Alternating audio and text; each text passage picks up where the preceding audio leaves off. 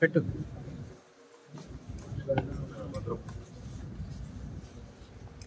ఇలా ఒక్కొక్కరికి చుట్టుపోతే టైం సరిపోతుంది.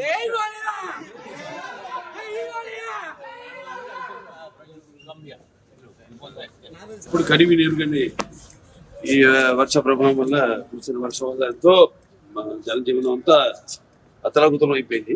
ఇక్కడ ఈ ప్రాంతంలో కూడా విజయవాడ గుంటూరు.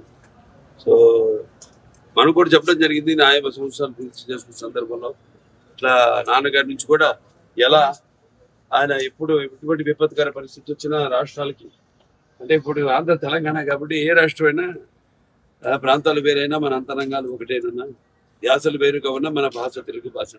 అలా అన్నింటినీ కలిపారు ఎన్టీ రామారావు. ఓ ప్రాంతానికి ఆపత్తి వస్తే ఇంకో ప్రాంతం వాడిని దాంట్లో భాగస్వాములు చేయడం. అదే ఇదంతా అంతా ఒకటే, ఒక ఉమ్మడి కుటుంబం, వసుదైక కుటుంబం, అంతా అన్నదమ్ములం అన్న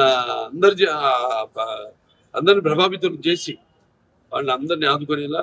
అలాగే మేము కళాకారులు ఆయన్నే ఆదర్శంగా తీసుకుని అప్పటి నుంచి అంటే నేషనల్ డిఫెన్స్ ఫండ్ కానివ్వండి, లేకపోతే మన ఉప్పరి కానివ్వండి టీవీసీలో, లేకపోతే మన వేరే రాయలసీమ క్షామ నివారణ కోసం అయితేనేమి ఆయన అప్పుడు జోలి బట్టి మిగతా ప్రాంతాలన్నీ తిరిగి ఆయన అడుక్కోవడం జరిగింది డబ్బు.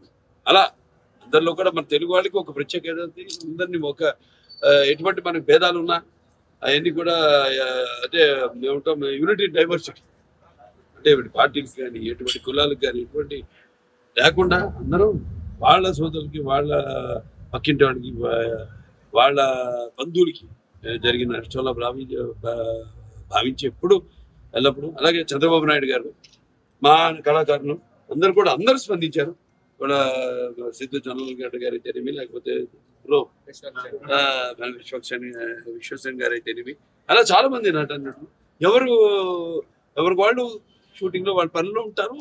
ఇప్పుడు మాకు ఖాళీ దొరికింది కాబట్టి ఒక్కరోజు వచ్చేసి, ఎందుకంటే ఇప్పుడు అనౌన్స్ చేసి చాలా రోజులైంది, వచ్చేసి మా సహాయార్థం ప్రజలకి ఇక్కడ బాధ్యతకి ఈ యొక్క సీఎం రిలీఫ్ ఫండ్కి ఏదైతే వచ్చింది మేము అనౌన్స్ చేసామో అది ఇవ్వడానికి వచ్చాం. అలాగే చాలా మంది కూడా ప్రభావితులయ్యి వాళ్ళు అనౌన్స్ చేయడం జరిగింది.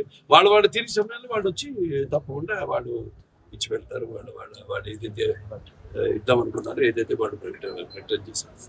అయినా ఇది లేనిపోని రచ్చ చేసి ఈ పేర్లు ఎందుకు లేని పేర్లు ఎత్తడం కూడా అనవసరం. ఏదో హాస్యాస్పదం అంటే ప్రభుత్వం సృష్టించిందట ఈ వరదకి. అంతకంటే హాస్యాస్పదం అంటే అదే అడిగితే ఏం మాట్లాడాలి బాగా తెలియదు. మనకు తెలుసు వాళ్ళ గురించి ఏం మాట్లాడాలో, ఏం మాట్లాడకూడదు. అది దీంట్లో సహాయం అందించిన చాలా మంది ఉన్నారు. అక్షయ వాళ్ళు ఉన్నారు. భోజనాలన్నీ అందరు కూడా ఇప్పటిదాకా 10 లక్షల ప్యాకెట్లు, వాళ్ళ రోజుకి 2 లక్షల ప్యాకెట్లు వాళ్ళు కూడా ప్రభుత్వ సహాయ సహకారాలతో వాళ్ళు కూడా మంగళగిరిలో ఈ వంటగది పెట్టి వాళ్ళు అందరూ కార్యకర్తలు అయితేనేమి, నాయకులు అయితేనేమి అందరూ కూడా దీన్ని ఒక విపత్తు దీని కింద కెలామిటీ కింద కేంద్ర ప్రభుత్వం దాన్ని గుర్తించి దాని సహాయ సహకారాలు అందిస్తుంది. ముందు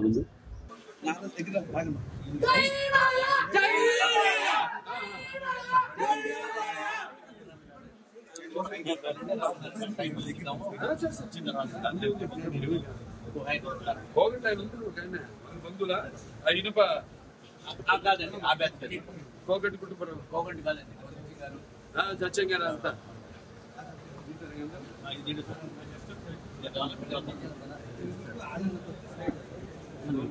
నిమిషాలు వెళ్ళిపోతాయి.